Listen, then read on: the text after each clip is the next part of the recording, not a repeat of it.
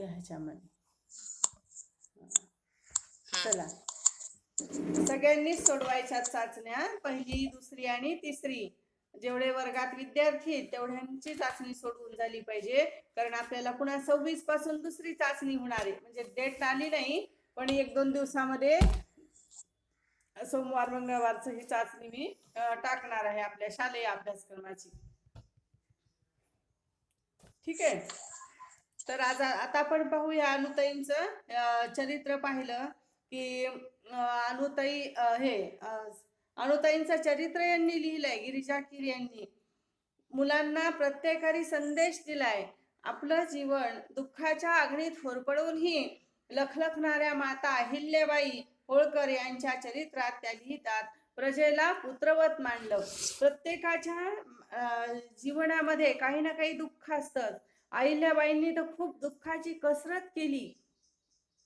अगदी लहान लहान मुलं गेले त्यांचे, आणि पतीचंही निधन झालं. मग करायचं काय? हे जीवन कोणासाठी वापरायचं? हे जीवन समाज कल्याणासाठी वापरायचं, म्हणजे प्रजेच्या हितासाठी वापरायचं, असं त्यांनी ठरवलं. आणि कल्याणकारी मार्गाची त्यांनी हे केली, योजना आखली. आणि प्रत्येक ठिकाणी घाट बांधले. जिथं नदी आहे, आपल्या बीड जिल्ह्यात पण जिथं जिथं नद्या येतात, आणि 12 ज्योतिर्लिंगाचं ठिकाण आहे, वैजनाथाचं मंदिर, इथंही त्यांनी घाट बांधलेले आहेत. अहिल्याबाई होळकर ह्या सोन्याच्या झळाळीप्रमाणे झळाळून निघाल्या जीवनामध्ये, आणि आपलं दुःख त्यांनी बाजूला ठेवलं.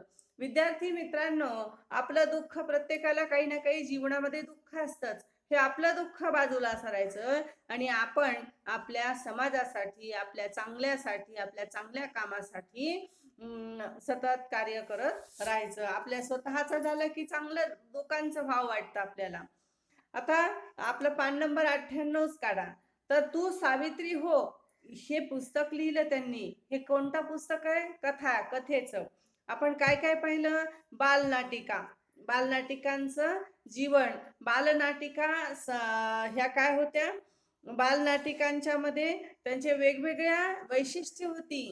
रसग्रहणाची वैशिष्ट्ये आपण शिकली, जी की आपल्याला कशामध्ये उपयोगी येणार आहेत? कवितेच्या माध्यमातून आपल्याला उपयोगी येणार आहेत. कवितेचं रसग्रहण करताना ह्या गोष्टींचा विचार आपल्याला करायचा आहे. म्हणून आपण सविस्तर हा पाठ घेत आहोत.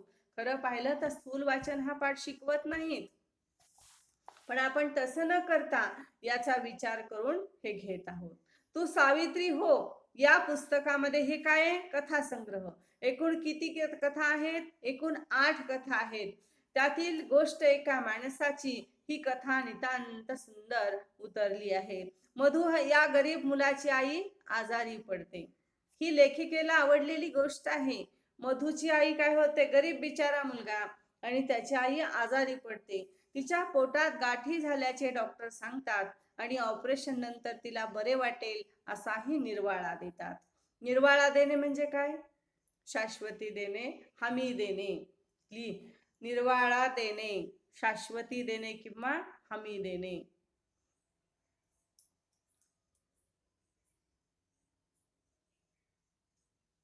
निर्वाळा देणे, हमी देणे,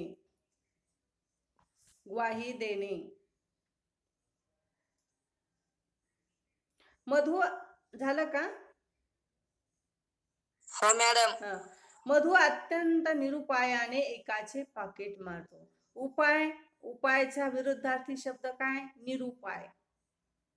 म्हणजे त्याला आवडत नाही पॉकेट मारायला, त्याचा तो प्रांतही नसतो, पण मधु काय करतो की पॉकेट मारतो. कोणाचं? एकाचं.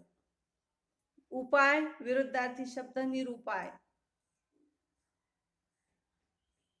आता निर्वाळा, निरुपाय हे शब्द भाषेमध्ये सौंदर्य निर्माण करतात. भाषा सौंदर्य निर्माण करणारे शब्द आहेत. मधु अत्यंत निरुपायाने एकाचे पाकिट मारतो, कारण त्याच्याजवळ पैसे नसतात. मधु नोटा मोजतो, तब्बल 2000, पण सोबत चिठ्ठी असते. काय असतं की पाकिटामध्ये किती पैसे असतात? 2000 रुपये, तब्बल म्हणजे बरोबर 2000, आणि सोबत चिठ्ठी पण असते.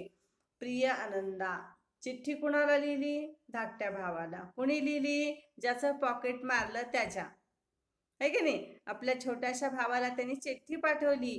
प्रिय आनंदा, सोबत 2000 रुपये पाठवतोय. आईचं औषध पाणी नीट कर, मी येत नाही. तेवढेच पैसे वाचतील, आईच्या उपयोगी पडतील. आणि खाली पत्ता दिला होता. चिठ्ठी म्हणजे छोटंसंच पत्र, फक्त 2-3 वाक्य लिहिलेत. पैसे म्हणजे मोठा असं असतं ह्या चिठ्ठीच्या ह्याच्यावरून की मोठा मुलगा कुठंतरी काम करतो, जॉब, आणि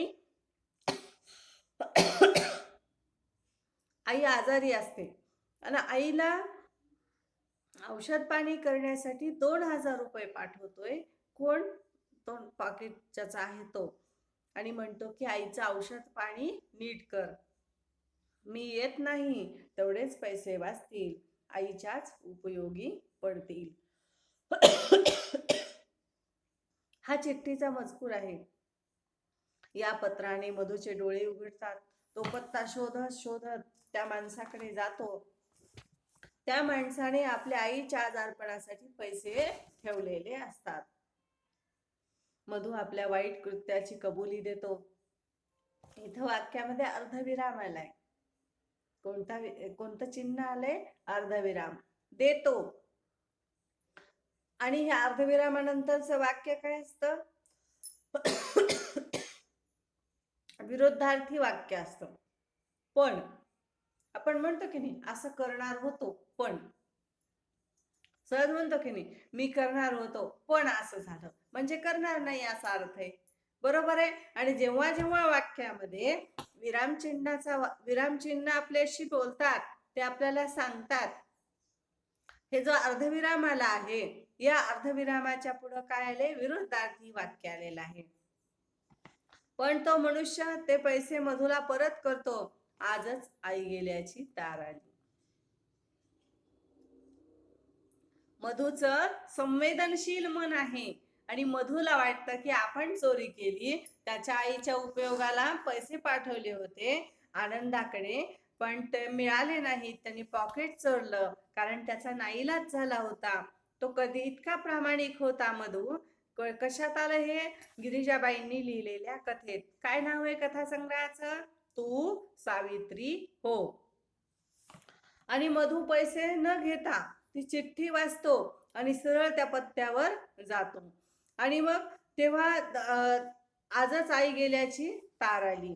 त्या माणसाला जाऊन भेटतो, तर तो म्हणतो आई गेल्याची तार आली, आजच आई गेल्याची तार आली. आता मी या पैशांचं काय करू? तुला हे पैसे कामी येतील. तुझी आई बरी झाली तर माझीच आई बरी झाली असा आनंद मिळेल मला.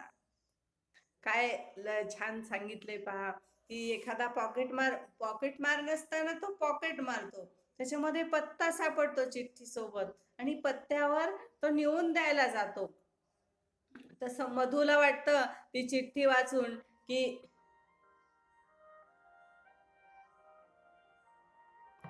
एक मिनिट. Hello hello. हा मॅडम, समर्थ बोलायलो. पेपर द्यायला येऊ का? नको बेटा, 25 नंतर आम्हीच घरी येणार आहे, 25 तारखेनंतर. बर बर. तू आलास का? मी शाळेतच आहे आता, आलास तरी. नाही आलो नाही, घरीच आहे, विचारू लागलो. 3 झाल्या चाचण्या? हो. बर ठीक आहे मग. आणू का नको मग? आण. आणू? हो.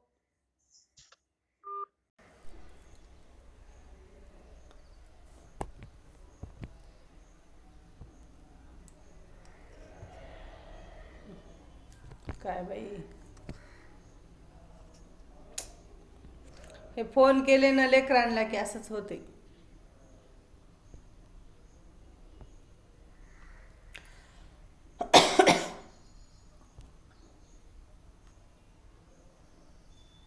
हॅलो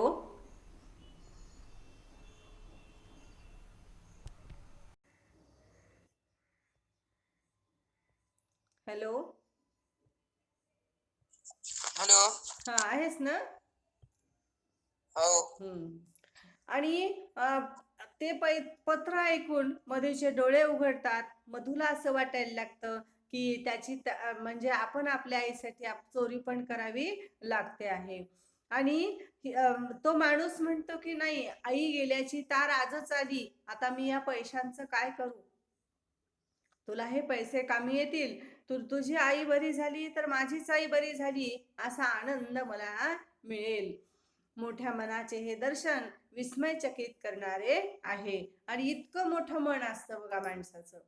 आणि मोठं मन हे सांगण्यासाठी गिरिजाबाईंनी या कथा लिहिलेल्या आहेत, की मुलांचा विकास व्हावा, मुलांच्या मध्ये हेल्पिंग नेचर असावं, म्हणजे मदत करण्याची आशा असावी. आणि हे विस्मयचकित करणारं दर्शन आहे या कथेमधून घडणारं. आपल्याला प्रश्न विचारतात, की प्रश्न पण आहे, मधूचे संकृत्य संवेदनशील मनाचे उत्तम उदाहरण आहे, या विधानाबाबत तुमचा अभिप्राय स्पष्ट करा. आहे की नाही प्रश्न? पान नंबर 19 वर, की हे मधूचं उदाहरण आहे. मधून काय केलं? संवेदनशील मन कसं होतं त्याचं, की त्यानं पॉकेट मारलं, निरुपाय म्हणून पॉकेट मारलं. आणि हे पॉकेट मारल्यावर तो काय करतोय, की त्या पत्ता शोधतो आणि त्या पत्त्यावर ते पैसे घेऊन जातो. तेव्हा तो माणूस म्हणतो की माझी आई गेल्याची तार आजच आली, आणि आता ह्या पैशांचं मी काय करू? हे पैसे तुझ्या तरी कामी येतील. माझी आई गेली म्हणजे माझी आई तर गेली, पण तुझी आई आहे, तुझ्या आईला हे व्यवस्थित करता येईल. एक मिनिट. हॅलो हॅलो, काय करायचं? पिरियड घ्यायला 5 मिनिटांनी करू का? हा हा करते.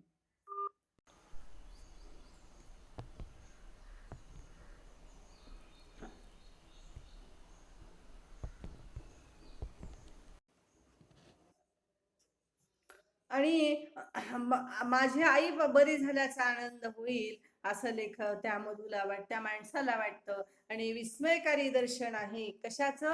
मोठ्या मनाचं. आणि मग मधूचं हे मन संवेदनशील आहे, याचं हे उत्तम उदाहरण आहे. फुलं फुलवणार, दुसरी कथा पहा, फुलं फुलवणारा म्हातारा. या पुस्तकातील याच नावाची पहिली कथा मोठी सुरेख आहे. आता सावित्री हो मधली कोणती कथा आहे? मधूचं संवेदनशील मन. आता दुसरी कथा आहे, दुसरा कथा संग्रह, फुलं फुलवणारा म्हातारा. आणि हेच पुस्तकाचं पण नाव आहे. या कथेत खूप चमत्कार असले तरी मूळची जपानी कथा ही खिळवून ठेवते. सुंदर स्वैर अनुवादाचे उत्तम उदाहरण म्हणून तिचा उल्लेख करता येईल. ही काही कथा दिली नाही, कथा फक्त कुणाची दिली? मधूची. बालकादंबरी कुठल्या प्रकार झाले? नाटक झालं, एकांकिका झाली, अनेक ठिकाणी चरित्र लेखन झालं, कथा संग्रह झाले. आता हे काय आहे? कोणता साहित्य प्रकार आहे? बालकादंबरी. बालकादंबरी हे कथेचे पुढचे पाऊल. गिरिजाबाईंचा झंप्या द ग्रेट खरोखरीच ग्रेट आहे. नावच किती छान नाही? झंप्या द ग्रेट. पूर्वी टोपण नाव ठेवायचे, झंप्या, गंप्या, आहे की नाही? माहितीये का कपिलला? बंड्या, खंड्या, पुन्हा मध्ये मध्ये नाव आले, रंजू, संजू, हा, सोन्या, मोन्या. तसं हे त्या काळातलं कोणतं नाव होतं? झंप्या. हा झंप्या द ग्रेट ही सिरियल पण झालेली आहे, धारावाहिक मालिका झाली आहे दूरदर्शनवर खूप जुन्या काळी, म्हणजे खूप दिवस झाले याला. महाचळवळ्या वळवळ्या कसा होता हा? महाचळवळ्या वळवळ्या बघावं तेव्हा नसत्या उद्योगात वाढलेल्या झंप्या बघता बघता बालवाचकांचा लाडका होऊन जातो. आग लागली असं वाटून आगीचा बंब बोलावण्याचे प्रकरण या कथेत रंगले आहे. नुसते वाटले आग लागली, पण आग न लागताच त्यांनी काय केले, की त्या आगीचा बंबच बोलवलाय. असा हा महाचळवळ्या वळवळ्या ही विशेषण दिली. चळवळ्या वळवळ्या. आणि हे या कथेचं वैशिष्ट्य आहे, बालकादंबरीचं आहे. बालकांचा लाडका होऊन जातो कोण? झंप्या. येडबंबू ढब्बू. दुसरं काय ही कादंबरी म्हणून हे फक्त कादंबरीची नावं आहेत. या नावावरूनच वाटतं की कोणत्या तरी एका मोठ्या लायब्ररीत जावं आणि पुस्तकं वाचून काढावी. येडबंबू ढब्बू ही बालकादंबरी मनोरंजक आहे. प्रत्येक लहान मूल आईचं आपण आवडतं व्हावं या प्रयत्नात असतं आणि प्रत्येक मुलाला वाटतं की मी माझ्या आईचा आवडता झालो पाहिजे आणि म्हणून तो हा ढब्बू पण तसाच आहे की नाही. माझ्या मुलाला पण करमत नाही. आता काय करतो, 10 वाजले की बरोबर 9:45-10ला त्याला मध्यंतर असते, लगेच कॉल करायचा प्रयत्न. मी त्याला सांगते बरं का, मी आत्ता शाळेत आले, अरे नंतर करते. पण नाही, एकदा तरी फक्त आई तुझा आवाज ऐकायचा आहे असं म्हणतो. प्रत्येक मुलं आईला लाडकी व्हावीत म्हणून हा प्रयत्न करतो. आपण पण तसंच करतो. ढब्बू हा आईला उगाचच त्रास देणारा नसतो, पण त्याच्या मनात एक असतं, आईने सांगितलेलं असतं आणि ते त्या दिवशी तो उपयोगात आणतो फॉर्म्युला. एके दिवशी काय असतं, ताईचा साखरपुडा असतो. त्यासाठी घरात मिठाई केलेली असते. काही गरीब मुले मागू लागतात, डब्बू नाही म्हणतो. आणि पण आई म्हणते तुकडा तुकडा देऊन टाक त्यांना, कुणाला दुःखी ठेवू नये, सर्वांवर प्रेम करावे. कोण म्हणतं? आई. आणि डब्बू तो आचरणात आणतो. डब्बू ते ध्यानात ठेवतो. आधी कधीतरी सांगितलं असेल आईनं आणि मग तो ध्यानात ठेवतो आणि मग आई सगळे दुपारी वामकुक्षी घेत असतात. वामकुक्षी घेणे म्हणजे काय? जेवणानंतरची थोडीशी डुलकी घेणे, त्याला म्हणतात वामकुक्षी घेणे. आणि दुपारी सगळे वामकुक्षी घेत असतात. त्यावेळी आईने ब्याह्यांना देण्यासाठी आणलेले मिठाईचे ताट डब्बू भिकाऱ्यांना वाटतो. तो भाग वाचकांना आवडावा असाच आहे. आणि बघा काय झालं असेल की पाहुण्यांना देण्याची मिठाई आहे. आता पाहुणे येणार म्हणल्यावर आपण 4 प्रकार जास्तच करतो आहे की नाही. कोणी गोडाधोडाचे करतो, कोणी कसे करतो. आणि पाहुण्यांचं स्वागत किंवा ताटभर पदार्थ करावेसे वाटतात. आणि मग हा भाग खूप वाचकांना आवडणारा आहे की डब्बू काय करतो, आईचं ऐकतो. आईने सांगितलेलं असतं, तुकडा तुकडा देऊन टाक त्यांना आणि कुणाला दुःखी ठेवू नये, सर्वांवर प्रेम करावे असं आई सांगते. तो ते ध्यानात घेतो आणि मग तो काय करतो, सगळं ताटच, मिठाईचं ताटच भिकाऱ्यांना वाटतो. आणि मग पाहुण्यांना काय द्यायचा हा प्रश्न पडतो. मग आईला मुद्दामहून त्रास द्यायचा असं म्हणून तो करत नाही, तर त्याला असं वाटतं की हे आपण केलं पाहिजे. एकूणच गिरिजाबाईंना शब्दांचे इतके सुंदर दान पडले आहे की अनंत हस्ते कमलाकराने, देता किती घेशील दो कराने, अशी कवितेच्या ओळी आहेत ह्या. अनंत हस्ते कमलाकराने, अनंत हस्ते म्हणजे असंग भगवंतानी, अनंत हस्तानी, हस्तानी म्हणजे हातानी, कमलाकराने, कमलाकर म्हणजे कोण? भगवंत विष्णू. आणि यांनी दिलेलं हे दान आहे. किती कराने दिले? अनंत हस्ते. किती हात आहेत भगवंताला माहित नाही, पण असं म्हटलंय सहस्रश, सहस्रश, सहस्रश हा म्हणजे 1000 वेळेस, हजार हजार हात असलेले भगवंत आहेत. म्हणजे इतकं देतात. आणि विंदा करंदीकरांनी खूप सुंदर काव्य केलेले. ते म्हणतात की देणाऱ्याने देत जावे, घेणाऱ्याने घेत जावे, देता देता देणाऱ्याचे हात घ्यावे. आणि अनंत हस्ते कमलाकराने, देता किती घेशील दो कराणे असे वाटावे. गिरिजाबाईंच्या लेखणीला, त्यांच्या संस्कारक्षम वाङ्मयाला माझा अंतःकरणपूर्वक मानाचा मुजरा, असं म्हणून हा इथं पाठ संपतो. आणि ह्या पाठामध्ये आपल्याला बालकादंबरी, कथा कथा आहेत, त्याचबरोबर नाटिका आहेत. बालकांचं मन, की गणपती बाप्पाला अर्ज लिहिलाय. काय अर्ज लिहिलाय की मला आई शिफॉनची साडी घालू देत नाही, मला बर्फ का गोळा खाऊ देत नाहीत. आणि अशा त्यांच्या तक्रारी मांडल्यात मित्रांनो. आणि ह्या कादंबरीचं नाव पाहिलं, झंप्या द ग्रेट किंवा मधू कथा आहे ही. या सगळ्यामध्ये काय आहे, वेगवेगळी वैशिष्ट्य लाभलेली आहेत, आपल्याला वाचायला मिळतात. असं म्हटलंय, अनंत हस्ते कमलाकराने, देता किती घेशील दो कराणे. आणि देणारा भगवंत खूप काही आहे. आपण एक छोटीशी बॅग पेरतो शेतामध्ये, तर आपल्याला कितीतरी पटीनं त्याचा उतारा पडतो. आणि असा हा भगवंत सर्वाठायी आहे. आणि आपण जे चांगलं काम करतो या चांगल्या कामाला मानाचा मुजरा. प्रत्येक जण वेगवेगळं काम चांगलं करतो, कारण कोणतेही आई वडील असं सांगत नाहीत की अभ्यास करू नको, काम कर, किंवा त्रास दे, जेवायला नाही दे, असं कोणतेही आई बाबा करत नाहीत. मग हे चांगलं काम आहे, मग आपण चांगल्या कामातून चांगलं शिकायचं आहे. इथं आपला हा पाठ संपला. बरोबर आहे का? तर आपल्याला बहुतेक की परीक्षा हे तोंडी परीक्षा घेण्यासाठी मी प्रयत्न करणार आहे. आणि या तोंडी परीक्षेसाठी, या लेखी परीक्षेसाठी, आणि आपले जे 3 पाठ आहेत, हे जे पाठ झालेत आपले, जे बोलतो मराठी, आजी, कुटुंबाचा आगळ, उत्तम लक्षण, आणि बालसाहित्यिका गिरिजा कीर यांचा हा पाठ, ह्या 4 धड्यावर आपली परीक्षा होईल एके दिवशी. मी तुम्हाला व्हॉट्सअपला पेपर काढून पाठवते. आणि पण हा पेपर काढून तसं सांगितलं नाही अजून, पण सांगितल्यावर तिकडून आदेश आल्यावर देईन. तर तुम्ही तोपर्यंत अभ्यास करायचा आहे आपला. गुरुवार, शुक्रवार, शनिवार आणि रविवार 4 दिवस तास होईल, कारण भरपूर मुलांचे मोबाईल कामाला जातात. आणि यासाठी आपला हा अट्टाहास आहे की सर्व विद्यार्थ्यांनी, जास्तीत जास्त विद्यार्थ्यांनी तासाला जॉईन व्हावं. म्हणून रविवारी सकाळी 8 वाजता आणि रोज हे 3 दिवस किती वाजता? 9:15 वाजता. हे लक्षात ठेवायचं. माझ्या जरी लक्षात नाही आलं, जर समजा सुट्टी असली तर त्या दिवशी आपला तास होणार नाही.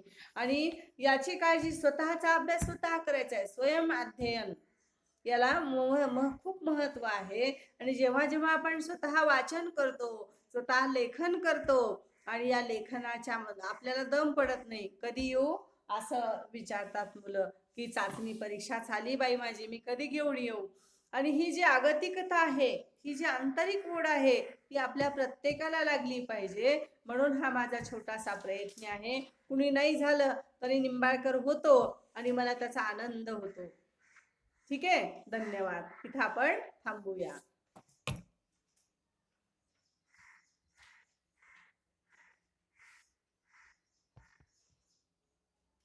फार उशिरा झाली का जॉईन? Hello hello